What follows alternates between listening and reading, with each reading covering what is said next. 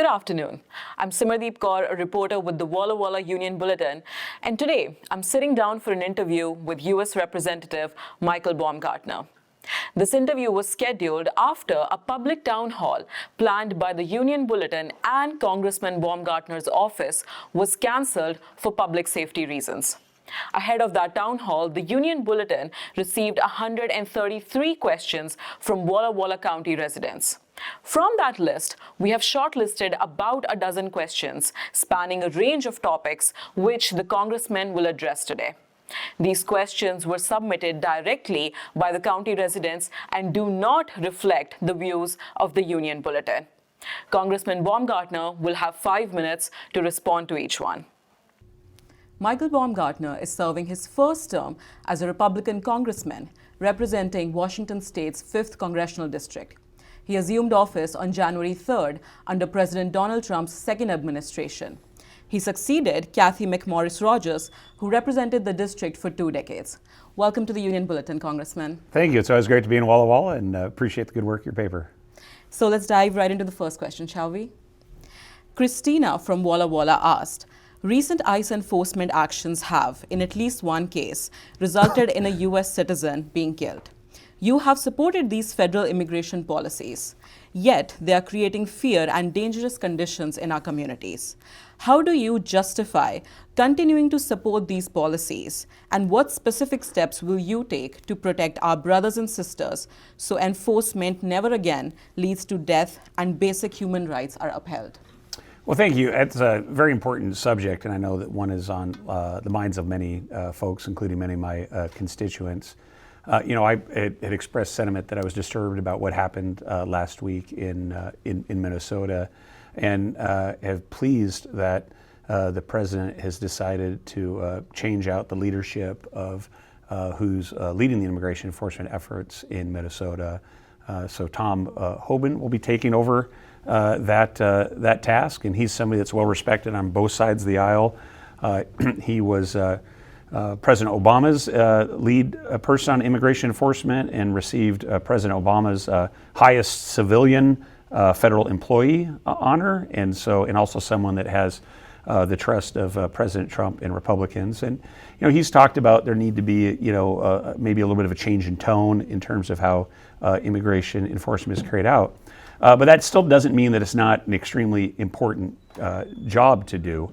We have to be a nation of laws. And we had, under the Biden administration, somewhere between 12 to 20 million people come into this country, many of them, some of them at least, very violent offenders. And so I do think we do need to be a nation of laws. I do want immigration laws enforced.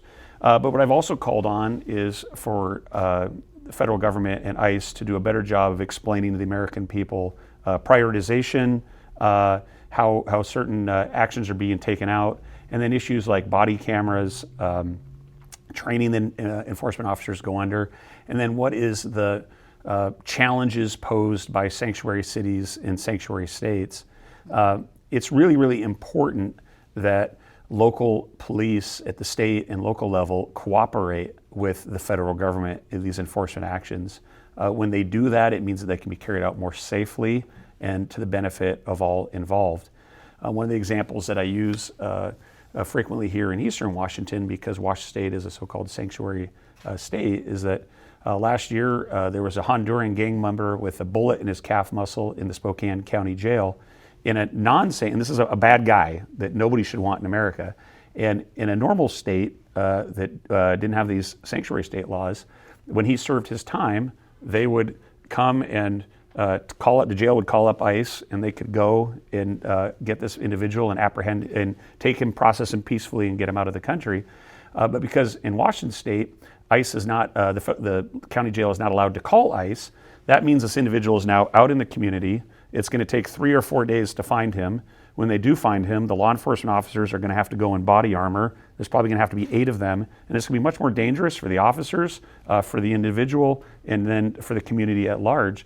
So it would be better for everyone if state and local government would cooperate with immigration officials to try to focus on the most violent offenders and make our community safer. And the second question is from Walla Walla resident Nicole, who said, Vice President J.D. Vance and White House Deputy Chief of Staff for Policy and Homeland Security Advisor Stephen Miller recently stated that ICE agents enjoy immunity from prosecution for anything they do while on the job. Do you agree? And if so, why do you believe that ICE agents are above the law and anyone alleging harm from their conduct are not entitled to have their complaint adjudicated by a court?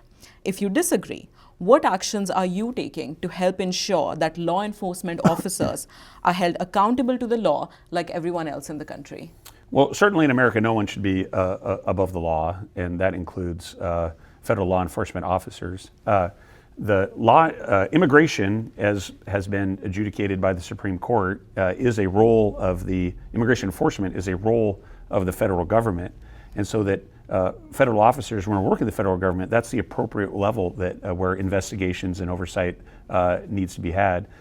There has been some discussion about state or local investigations of federal immigration enforcers, but that would not be the right jurisprudence for if there is something that happened that was against the law or violated the rule of law. So certainly, anytime there's an officer-involved shooting, there should be an investigation at any level of law enforcement. That needs to happen with what happened in Minnesota as well too.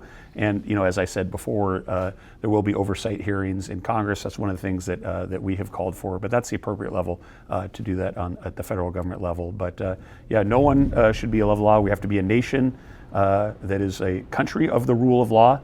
And when you look at the immigration issue in general, because a lot of folks are, on both sides of the aisle, there are people that are very pro-immigration enforcement, what's being carried out, very concerned about what happened in the Biden administration when the 12 to 20 million people were let into the country illegally and brought all this fentanyl and a lot of these things that came to the country. But there are some folks, of course, on the other side of that. But what we have to realize with our federal law enforcement officers is they don't make the laws. They enforce the law. It's Congress that makes the law. So right now, these people are enforcing the laws that are on the books. Now, some people want the law to be ignored. Well, that's not an acceptable answer either in the United States, a country that has to be the rule of law. So I think a lot of the folks that talk about, hey, ICE out, or we don't want enforcement, they need to be direct about what they actually want in changes of the law.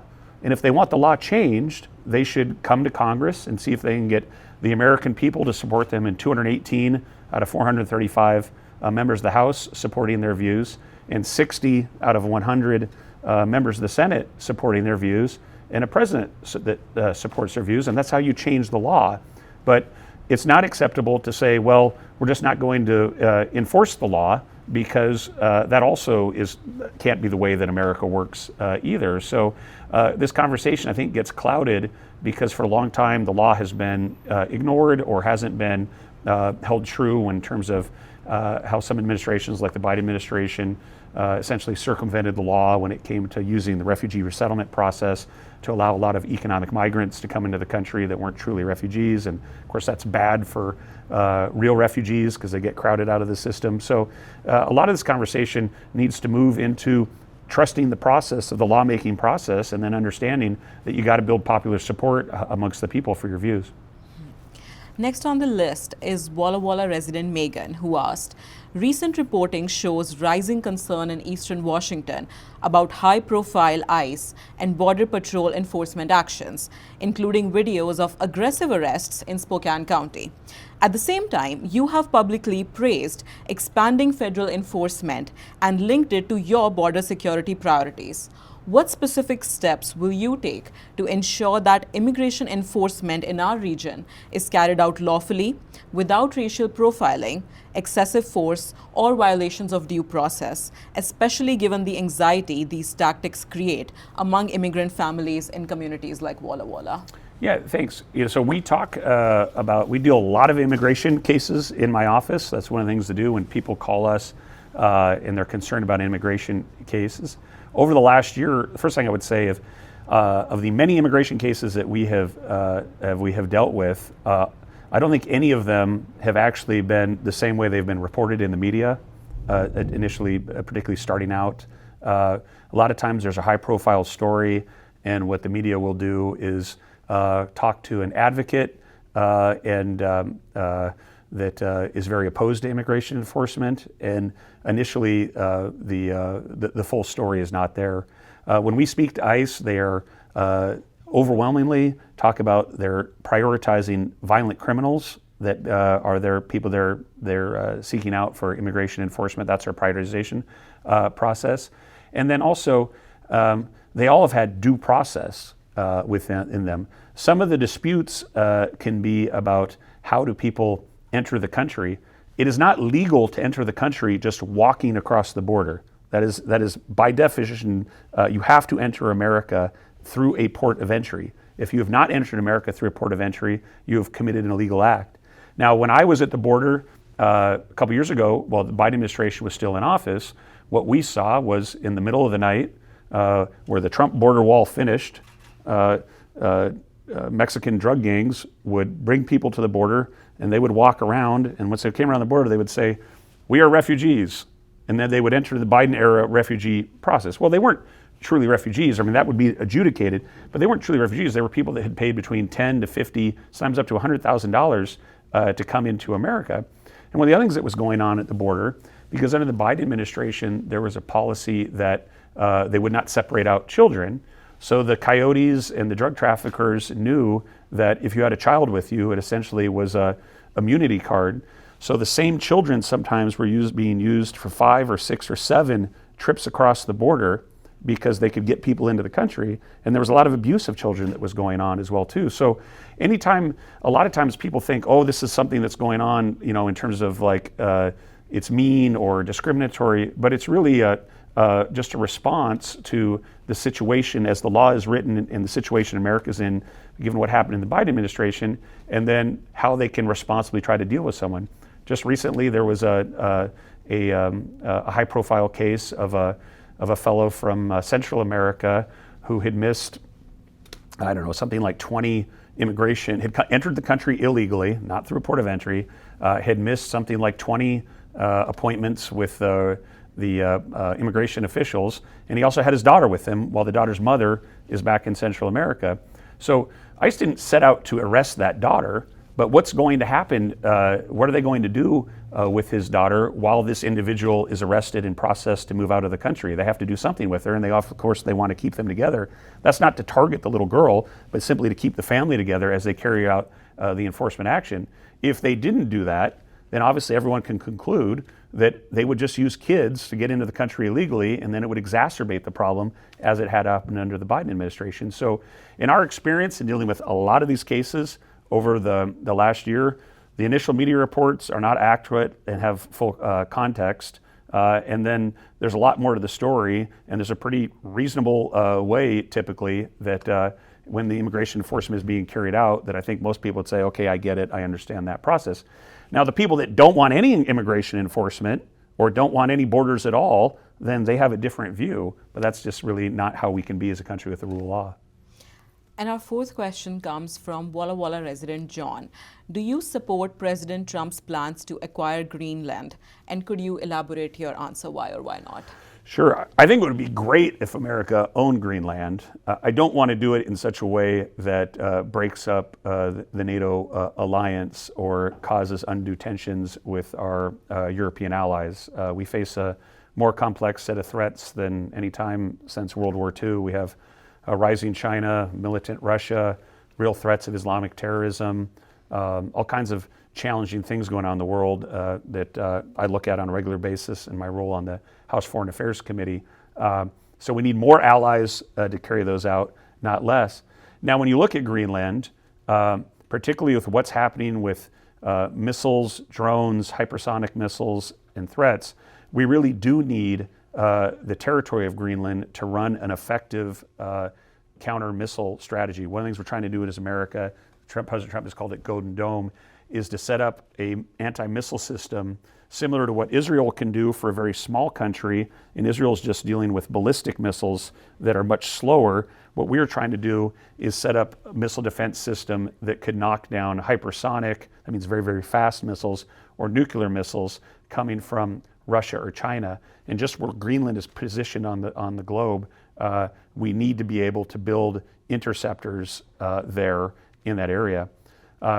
Harry Truman, American president right after World War II, tried to buy Greenland because they knew how it was important. Essentially, the Danes were not able to defend Greenland themselves against the Nazis, so there were many Americans there. And then we knew that the Danes would not be able to defend Greenland against the Soviets, so we had a much bigger military presence there, and now we need to rebuild that military presence there. When Harry Truman tried to buy Greenland, there was a 1951 basing agreement that allowed U.S. forces to be able to base there, and then that was reauthorized in 2006. So we can already do a lot in Greenland, but there are some things where the Greenland government could change and things where we need to be able to do more. So, when President Trump made his announcement last week that he does not seek to use military force to acquire Greenland, I think that was a good step. But I also understand the need to have more American military and missile defense, particularly on Greenland. And so I think they're taking overall the right approach, although diplomatically it has caused some challenges, to be sure. Next up, Tracy and Olivia from Walla Walla respectively asked, what are you doing to support public education funding at the federal level? And what is your plan to ensure that funding gets to programs like Head Start? Thanks. Well, public education is very important. My mother was 43 years kindergarten teacher on the Palouse area in Colton and Pullman. She was a little bit in private schools, but mainly in public schools. That's why when I'm on the Palouse, I'm not Michael Baumgartner. I'm Mrs. B's son, because so many people remember my mom. My wife Eleanor and I, we have 5 kids in public schools, and I was a public product of both private and public schools. So they're really important. My favorite thing that we've done for education so far in Congress is something that could impact everybody, regardless of whether you're public schooled, private schooled, or homeschooled, which is in the One Big Beautiful Bill, or the Working Families Tax Cut, as it's also known as. We created $1,700 tax credits, which essentially act as a voucher that could be used by parents for any form of their kids' education, including public school support for extra tutoring, private school to help be part of tuition, or homeschooling for assistance as well too. So that's a great benefit. The catch to it is that the governor of each state has to opt in and decide to do that. So far, mainly Republican governors have been opting in. This is essentially what they would call free money. So the Democrat governor of Colorado, Jared Polis, he opted in. So Colorado, Democrat-controlled state, is going to be able to use these credits. Here in this state, the State Teachers Union, WEA, is opposed to this program because they don't like public money being able to go to private schools, and so they oppose a voucher. And so far it doesn't look like Governor Barb Ferguson, Democratic governor strongly supported by the Teachers Union, is going to opt into this program, which is really unfortunate because every parent in Walla Walla area and parent in Washington State probably would like to have $1,700 to support their kids' education, and particularly when you think of the most needy or most disadvantaged students amongst us, they could really use that, because sometimes it's the very rich parents that can send their kids, have the choice of where to send their kids to school. I'm somebody that wants everybody to have that choice, and so hope they do on that $1,700. When you talk about Head Start in general was also the question. Early childhood education is really important, particularly in disadvantaged communities or in areas where people don't have a 2-parent household, or a parent that can focus in on their education. So that's something that we need to continue to support. We have to do it in such a way that is affordable, and also is a way that is not too many dictates coming from the federal government, local government. With all the questions, this is a question that deals with spending. With all the questions that your readers or viewers have in spending, they should remember that we are $39 trillion in debt, and this year the federal government will spend $7 trillion on the back of $5 trillion in revenue. So that's a 20% budget deficit. So there's lots of good programs out there, but they all cost money, and if a country is already spending 20% more than it's bringing in, how are we going to afford it? So in our system of states, in our republic, there's just going to be some issues that they're going to have to make the decisions back at the state level because the federal government can't afford it. In our Constitution, it doesn't talk about, the state constitution talks about the first priority of government being education. The national constitution talks about the priority of the government being the common defense of the people. So really, our military, our Department of Defense, securing our borders, those are things the federal government, that's its first responsibility. And then a lot of the other spending, frankly, is going to have to come back down at the state level. The next question is from Walla Walla resident Jeffrey, who wrote, as a recent retiree with 40 years of service in public education who does not yet qualify for Medicare, I still must pay $30,000 per year for continued health insurance coverage for me and my family. Given that, along with the ever-increasing cost of groceries, affordability is a very real issue for my family, one that forces me to continue working despite 4 decades as a gainfully employed taxpayer. What specifically are you doing to address healthcare and food costs for Eastern Washington?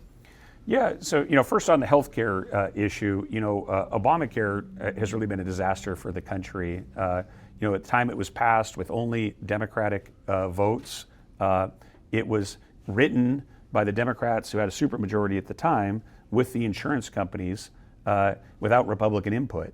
And since Obamacare was passed, you've seen spiraling increases in healthcare costs, and it's been very detrimental. You've also seen a lot of health clinics, rural hospitals be under a lot of pressure. So rather than continuing to fund Obamacare, which is some of the discussion right now, and the Democrats did that under Joe Biden where they gave even more money to Obamacare, what we need to do is bring in things that can bring costs down while still maintaining quality. And so how do we do that? Well, in life you do that to bring costs down. You increase choice and options. If you only have one restaurant in a town, they can charge whatever they want to charge if you're hungry. If there's a variety of restaurants, then they have competition, and maybe, to use this analogy, they have to compete on the quality of their food, and also they have to compete, on cost. And right now, there's just not enough choice and opportunity in healthcare. So that's one of the things that we're trying to do as Republicans, is get the insurance companies less involved. Because remember, the insurance companies are not providing healthcare services. They're certainly just managing the bills and the payments. So there's a lot of overhead in those insurance companies. So one of the things Republicans would like to do is to give payments directly to individuals so they could then make some of those choices. But we're going to have to do a lot in healthcare, because we talked about that $39 trillion debt and that 20% budget deficit. And a lot of those costs are in things related to healthcare. The president has talked about doing what's called most favored nation trading status on drug prices. A lot of times Americans pay far more for drugs than do people in other countries, because the drug companies will sell them in a very expensive way to us, in a very cheap way to people in other countries. And so, we're saying, well, why is that? Why wouldn't we all pay the same price, or why wouldn't Americans have access to that? So there's a couple things we have to do on healthcare costs. And when I was in the state legislature, probably the favorite bill I ever worked on was to create the new WSU Medical School, because I care a lot about rural healthcare, and we weren't getting enough. University of Washington had a monopoly on medical education. There weren't enough doctors in these areas. So we have to increase the supply of doctors in that way, and then we have to increase the care. And finally, in the One Big Beautiful Bill, another thing that we did was we created a $50 billion rural health fund, of which about $180 million is going to come to Washington State right now to support rural health. So it's a complicated subject. There's a lot of issues there, but in general, what we need to do is do measures that drive the cost of healthcare down, because a country that's $39 trillion in debt, 20% budget deficits, has a lot of challenges, particularly as our population ages. You mentioned the overall cost. Supply and demand, the way you bring down costs is you increase supply. Costs are down in a lot of parts of the country because of what's going on nationally. Unfortunately, some costs are up much higher in Washington State because of policies from Olympia. You see that most of all in gasoline. Anybody that goes across the border or looks at national gas prices, you see how low gas prices are everywhere, and yet we have such high gas prices in Washington State because of some misguided and extreme policies from Olympia that have increased our gas prices. And that's true in labor rates and some other issues here in Washington State. But in general, whether it's housing, groceries, whatever it is, the solution to these things is to try to get less regulatory barriers and then have more competition, more supply, more competition is what brings prices down. So the next question ties into the rural healthcare that you were talking about. A Dayton resident wrote, You voted in favor of the One Big Beautiful Bill, which is projected to reduce federal spending on Medicaid. Your district includes 22 critical access and rural hospitals, all of which depend on Medicaid revenue. Cuts to Medicaid will account for a substantial share of these hospitals' revenue in your district and will adversely impact healthcare for your vulnerable constituents. How will you keep the health of our rural population from declining? Well, thanks. As I had mentioned, that I'm very pleased that in that One Big Beautiful Bill that we put through $50 billion in new funding for rural health care, and we're continuing to work at a variety of models that provide increased supply of doctors in rural areas, including WSU Medical School and some things we're doing up north at New Health and other areas to train nurses. We also bringing in healthcare professionals from other countries is also important through making sure that we have visa access for nurses and these things as our population gets older. The issue you talked about, the reductions in spending, reductions in spending, for a country that is $39 trillion in debt and 20% budget deficits, we have to look at realistic things that can bend cost curves down and make America more sustainable fiscally. One of the reasons I get on the plane every week to fly to Washington, D.C. is to try to leave a better America for my kids and for everybody's kids. And I refuse to leave to them a country that is just so deeply in debt, they don't have the same chance at a good future. So these things that cost money, they're real. What we did in the One Big Beautiful Bill in reforms are similar to what Bill Clinton and Newt Gingrich did in the 1990s with welfare reform, which is the big thing that puts the cost down on Medicaid, is that we put work requirements on Medicaid so that if you're an able-bodied adult, if you can work and you want welfare from the government, you should be working.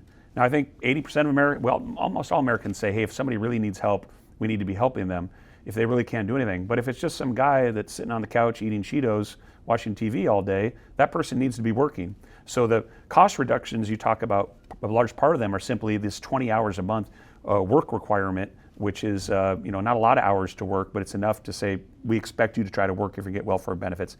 That's supported by over 80% of the American people.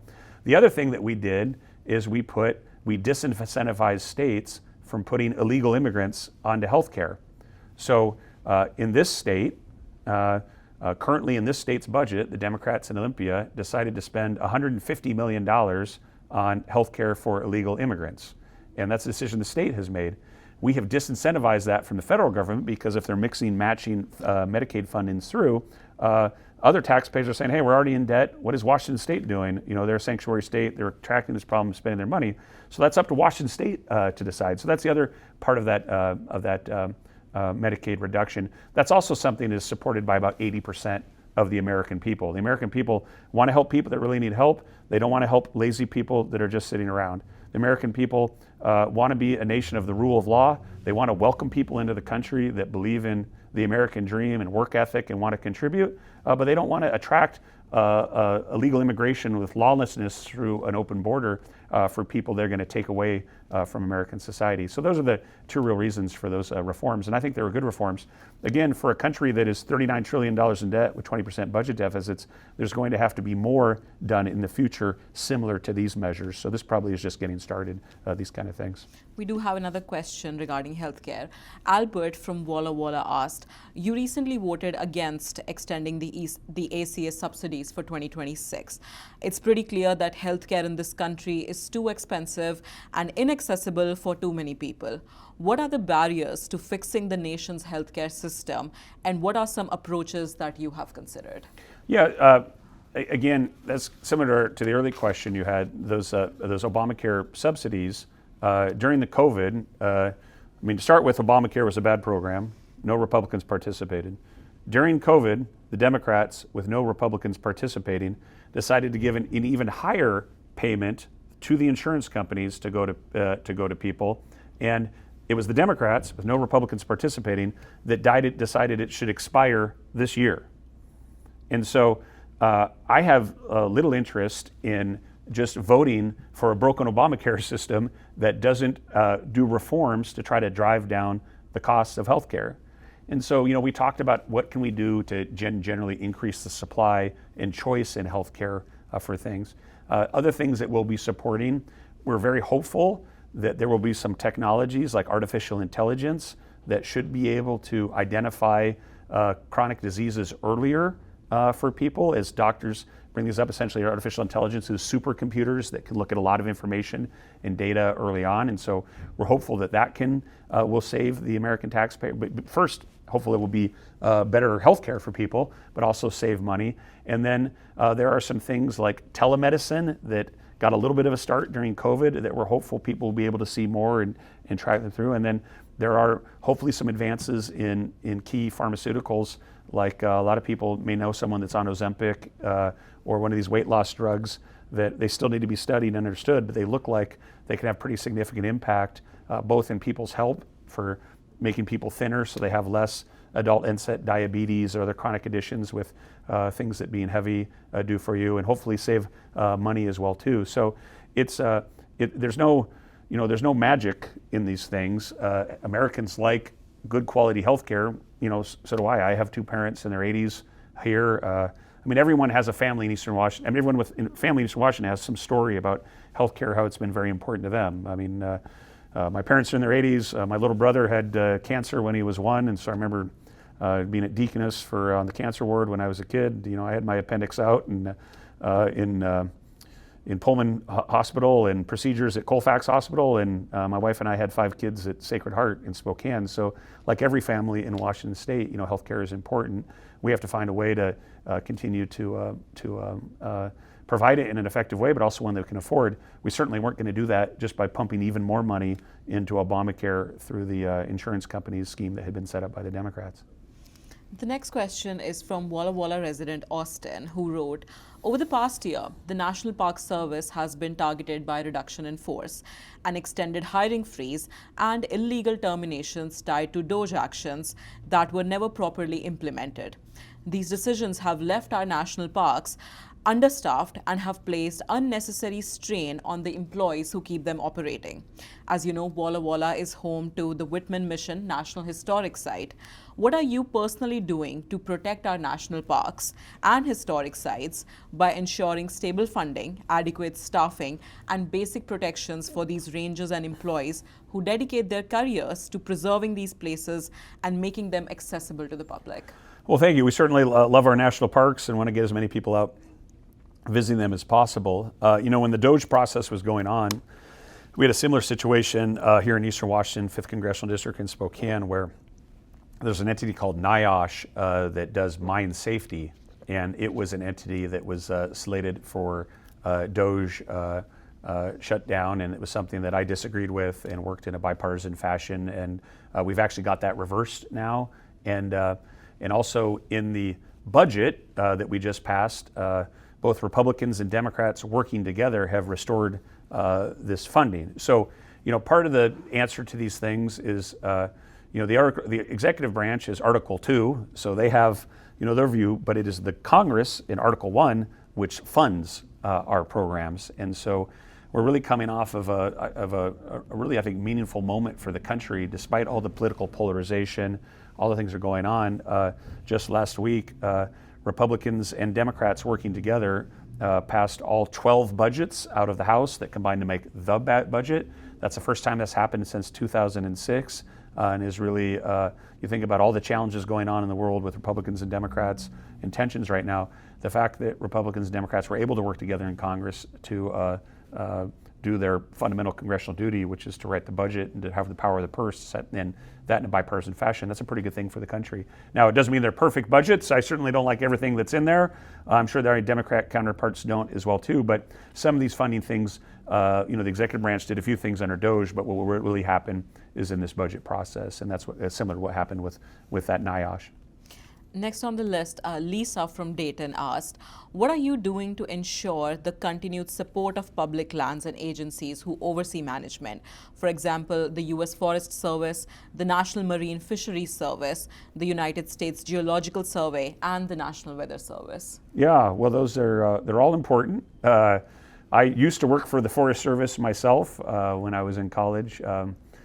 Some of your viewers might know my father was 40 years a professor of forestry at Washington State University and in extension. And like most people that grow up in Eastern Washington, we really like our outdoors. That's one of the things that makes this, in my view, the greatest place in the world to live.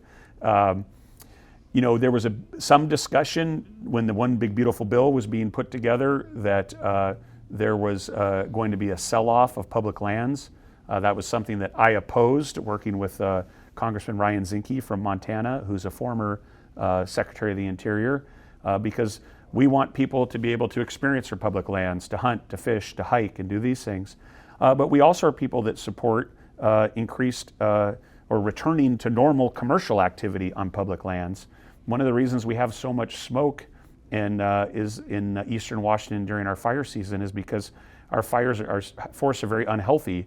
There has been, with some extreme environmental actions taken, and because of a lot of lawsuits, there has not been enough timber harvest on our national forests, and that has left the forest very unhealthy, and that's why you get these terrible fires. That was the research that I was working on when I was in the Forest Service in the summers when I was in college.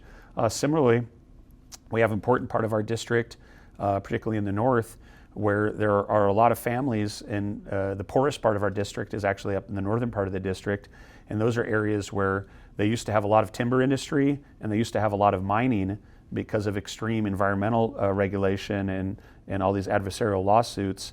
These people aren't able to in general, have as much chance to make a living. And so they're actually the areas of our district that have the most welfare are up north. And what I would like to do is to work to make sure that they can have jobs using our natural forests as well too. So I don't want to sell them off. What I do want, more people using them and more activity that can be done in a safe way that's both good for the environment and good for the economy. So that's the balance we're trying to get. The next submission is from Walla Walla resident Bob, who wrote, in 2024, the city of College Place received word that a $500,000 grant was awarded from the National Endowment of the Arts. On March 27 of 2025, College Place was notified that the government identified the project as an inclusion initiative, which was at odds with the Trump administration priorities. The word inclusive was used in the grant writing to describe the Lions Park playground equipment so that the design could be accessible and functional for children and individuals with disabilities. Here are my 3 questions. Number 1. Is rewarding a $500,000 grant and then rescinding it the next year because park equipment is designed to include children and adults with disabilities something you support? Number 2, are you willing to investigate this issue and repair the situation for your constituents in College Place? And number 3, do you support President Trump's position against diversity, equity, and inclusion? Well, I'm not familiar with this project, so we'd have to look into it more. In general, I support playgrounds for people with disabilities, and so I think that's a good thing to fund. But I do think that under the Biden administration that this DEI stuff, or what sometimes is referred to as woke, had really gone out of control and essentially had become very racist itself. The problem with these DEI programs, or so-called DEI programs, is they really create racial tensions and hatred amongst folks, and they also became a vehicle for a really kind of radical Marxist project in many things. We saw this at the university level, and so I think it's one of the good things the Trump administration has done is to essentially go after a lot of these programs. Not speaking about this one in general, I like playground equipment for disabled people, but go after a lot of these racial quotas, these obscure sort of gender equity sort of programs, or things that do kind of obscure and divisive transgender issues and other things. I think that's been a really good project by the administration to try to get America back to being America again, where you just judge people by who they are and not by these things that can be divisive. And that's, again, one of the main reasons why the American people decided to put Republicans in charge, is they've looked at the Biden administration doing these kind of extreme things on these diversity and gender issues. And I think viewers would probably remember that the most powerful commercial in the election was when President Trump showed Kamala Harris saying that she wanted taxpayers to pay for gender-altering surgeries to convicted felons in prison. And then, at the end of the commercial, it said Harris is for they, them, Trump is for you. And that really resonated. American people I say, hey, look, on an individual basis, we want to respect everyone and you want to treat everyone the right way, but they feel like some of this woke stuff is getting shoved down them and making it so that America's more divided and more racially uncomfortable. And so they don't want that. They just want America to be normal, nice to everyone, and supporting everyone on an individual basis without being forced on it. And so that's one of the things that we went to Congress with kind of a mandate to do, and I think the administration has made a lot of progress on that, particularly at the university level, where we got to get universities back to their core function of teaching skills that the job market wants, is what we need universities doing, getting back to the basics, and not doing social engineering or these projects that are really outside the mainstream of the American people want to pay taxes for. So proceeding to the next topic, Jack from Walla Walla asked, our Walla Walla Chamber President and CEO Arlene Allen wrote in a recent publication that agriculture is the keystone of this community, past, present, and future. And indeed, it is a keystone to tourism, to a healthy community, economic stability and jobs, all of which have suffered this last year. What are your plans to bring relief to diversified family farms, farm-to-table restaurant operations, orchards, vineyards, and nurseries in District 5? Thanks. Good question. Agriculture is really struggling right now. There's a lot more supply on the world market of some things like wheat. Russia recently set a world record for the amount of wheat that it was producing and exporting. That's had a big impact on our wheat producers here, for example. And also, input costs are extremely high right now. Some of that is because of state-based policies on things like fuel, where there's been some radical policies out of Olympia to make it difficult to get affordable fuel. We talked about that earlier with the difference in fuel prices in Washington State and other states. And then sometimes labor rates have increased and been more expensive in this state. There's also been some things that the administration has done with regards to tariffs that have also increased prices or limited supply or limited the ability to sell overseas. So for both of them, it's a challenging situation for agriculture. I was very pleased in the One Big Beautiful Bill that we did something that hadn't happened in the Farm Bill for a while, which was we raised reserve prices for people with crop insurance. That was a huge win for farmers, and one of the reasons that the One Big Beautiful Bill was so strongly supported by the Farm Bureau. And when I talk to farmers as well, a lot of these family farms are small businesses, and they're very appreciative that the One Big Beautiful Bill also gave record relief to small business and raised the exemption of the inheritance tax, or what's called the death tax. So there are some really good things that happened at the federal government level. A few months ago, President Trump gave a $12 billion new fund to try to support farmers. I would have liked to see more of that support specialty crops because there was a lot of that's going to go for corn and soybean in the Midwest, but we need to do specialty crops. So, what we need to do is, as you remember at Congress, is we continue to support farmers. It's a big part of our district. That starts with supporting our Snake River dams. They are so important, and there's still some far left radical forces that would like to remove the Snake River dams. That would be devastating for our region, for our economy. So I do everything I can to make sure that those dams are protected. And there's some things that I can also do on helping market access.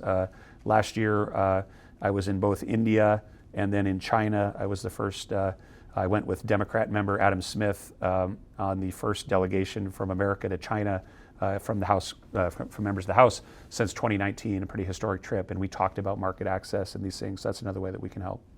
So you had mentioned the national debt a couple of times. The next question is about that from Walla Walla resident John, who wrote, the national debt is now more than $38 trillion, an increase from approximately $36 trillion at the end of 2024.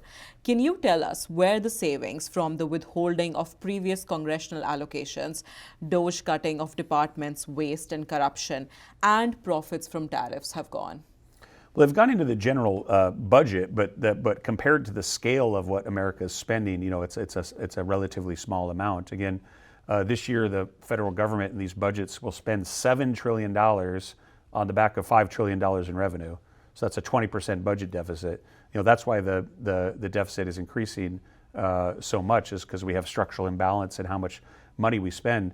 So in the big picture, the challenge is, how do we deal with an aging population with social welfare programs that are set on autopilot and are politically difficult to change. At the same time, we look at Congress's authority to keep, or responsibility to keep Americans safe from threats like China, and how do we modernize our military. And so that's the challenge of what we face in government. Again, we made some progress in that in the One Big Beautiful Bill, where it's the first time in 30 years that there was a meaningful reform to entitlement spending with what we did in Medicaid. But even then, some people say, well, we didn't like that. And as a member of Congress, I take lots of different meetings, but about 90% of the people that come to see me come to ask for money. They want to ask this project or that project, and that's okay. I mean, they can petition. We do lots of funding across the district for roads, Highway 12, water projects, support for education. There's more money going into Washington State University for agriculture than there ever has been before. So again, I want to support the district, but also we need to do it in a way that's fiscally responsible, that thinks about, at some point, right now, because we are the world's superpower that has the most dynamic economy and the strongest military, people are willing to lend us money more than they are other countries. So we traditionally have had lower interest rates to borrow money from other countries because people have confidence we'll be able to pay it back. But economic gravity will apply to America as well too. So trying to get prudent steps to get the spending under control is a really important thing to do. For the next question, Tracy from Walla Walla asked, what federal support would you advocate for renewable energy and energy independence? Well, we need a lot more energy in this country, which is one of the reasons why our dams are so important. And particularly because people are starting to understand this.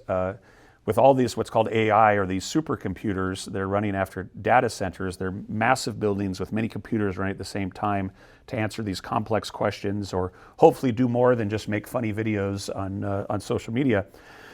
But it has a lot of potential, but it takes a ton of computing power.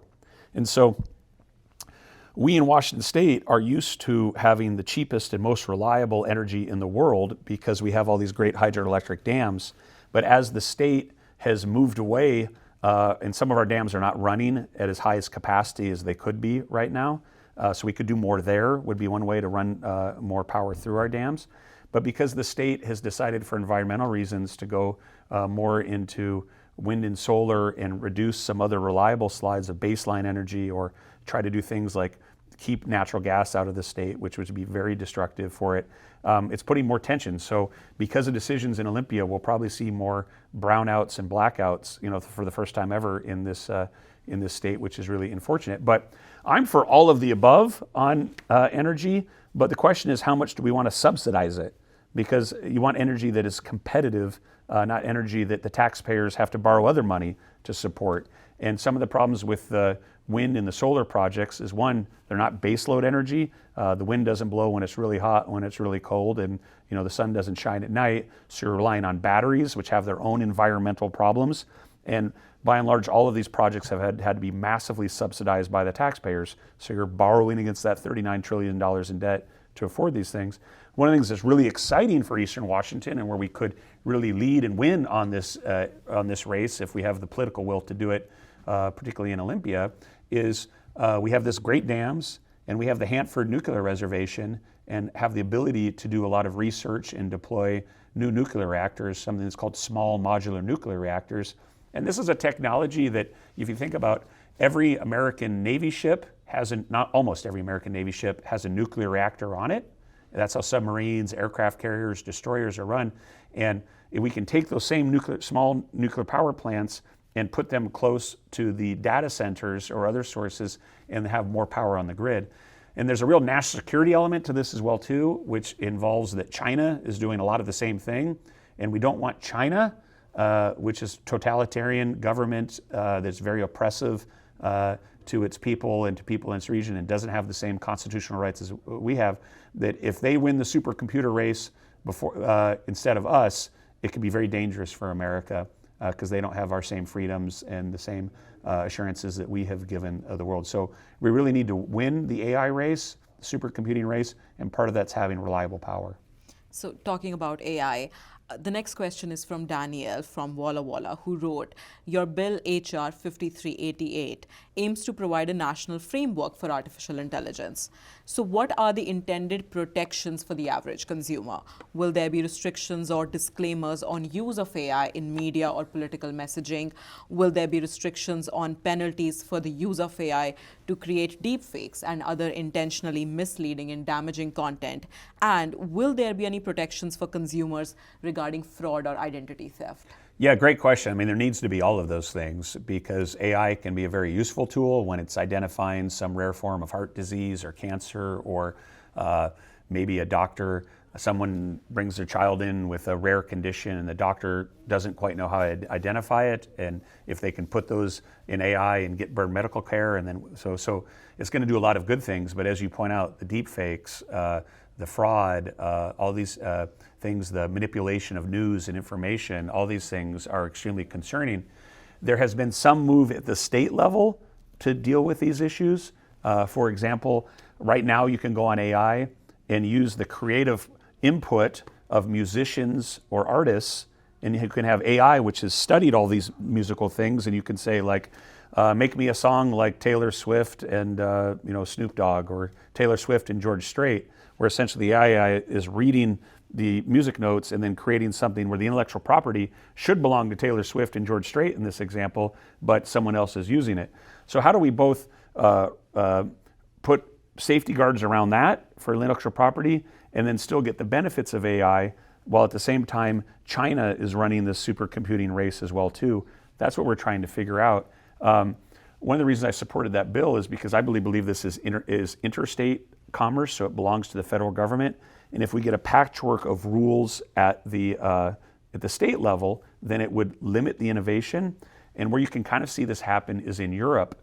We sort of talk about America, we have a very dynamic economy, and that's why we have very fast-paced innovation that comes through here, and why Europe has almost no innovative companies in general, at least ones that are worth the most, because they regulate so much. So there's kind of a phrase we use in Washington, D.C. that America innovates, China replicates, and Europe regulates. But their oppressive regulation in Europe stymies the innovation. So that's what we're trying to balance. But all of those issues that this reader talked about, the concern about the downsides of AI, I think every American is worried about the ethical and philosophical questions that come with AI. Things like autonomous weapons, what are the underpinnings ethically that we use to set these things up if things go wrong, or what are the safety guards around them is something that we have to figure out as well too in Congress. So they're big and very important questions. So the second to the last question is from Walla Walla resident Darcy, who asked, I have a question by conservative Republicans who elected you and your predecessor. For decades, Americans have been told conservative values stood for government restraint, fiscal responsibility, and for the rule of law. Mitt Romney has been outspoken about his experience as a Republican senator. He believes congressional Republicans now live in a state of deep fear about financial loss, job loss, and loss of security for themselves and their families if they disagree with President Trump. Do you believe the GOP, as a party with an ideology, set of principles, or governing philosophy exists today? Yeah, certainly. I'm a proud Republican, and certainly think that the Republican ideals of self-reliance, limited government, American freedoms is a better pathway forward than what the Democrats present. Doesn't mean that it doesn't take all of us to work together and try to find solutions. But just on one example, why I think the Republican ideas are better. If you think about infrastructure that we need, in this state, we need good school buildings. But because of Democrat control in Olympia, we build the most expensive schools in the country here, and get essentially half as much school for the dollar as they get in a place like Texas, because there's very high environmental regulation, designs, prevailing wage, all these things, and a very bureaucratic and long process to go through. So on the Democrat side, there's this thing called the abundance movement, where I think there's even some realization by the Democrats that they're very beholden to special interests that make it that they're a party that can't build and produce anything anymore. what I see on the Republican side is we're willing to try to unleash American innovation, reduce regulation, and try to capture that American spirit for job creators, and others. So, but regardless, I always say, look, I mean, last year in the election, Donald Trump got 56% of the vote, roughly in Eastern Washington. I got about 61% of the vote. So people of Eastern Washington, I think they see me somebody that knows Eastern Washington, represents them well. But regardless of if you were one of the 61% of the people that voted for me or the 39% that didn't, I work for everybody. So everyone should share their ideas. I have to represent everyone and understand their concerns, and we're certainly happy to do that. And most things, in Washington State that we're going to deal with as a country, they're going to have to find ways for people to work together. Remember, in our republic, the way it's set up is the real action is supposed to be at the state level.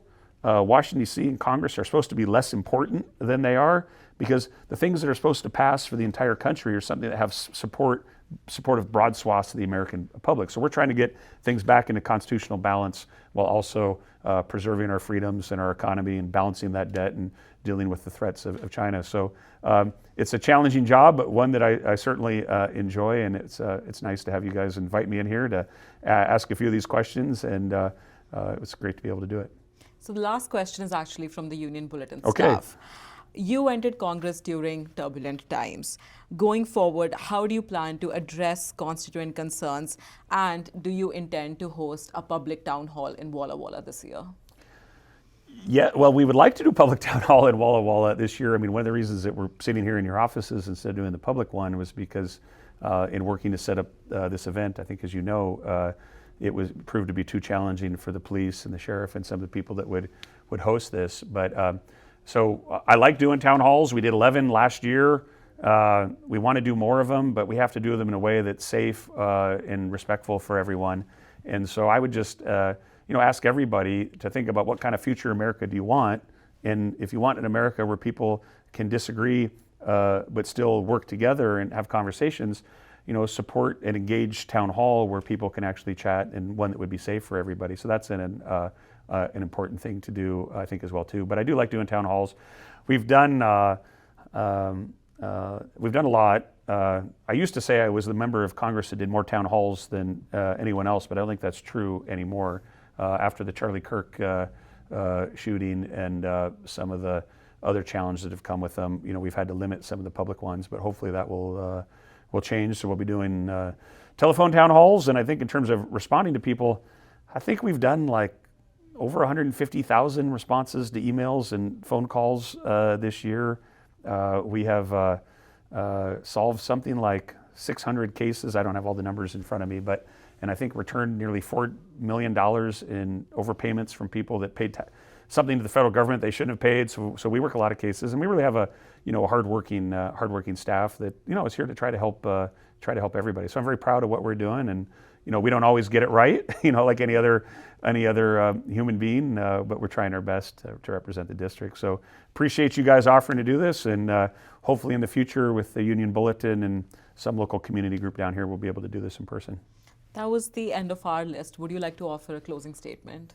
Oh, just what I said before about representing everyone. It's an honor and privilege to get to do this job. We have a wonderful country. I just think, at the end of the day, you think of the billions and billions and billions of people lived on the face of the earth. We as Americans are in the 0.001% that get to live in America, to get to choose our elected representatives, to have these constitutional freedoms, to be able to come here and pursue this land of opportunity and everything that makes America great.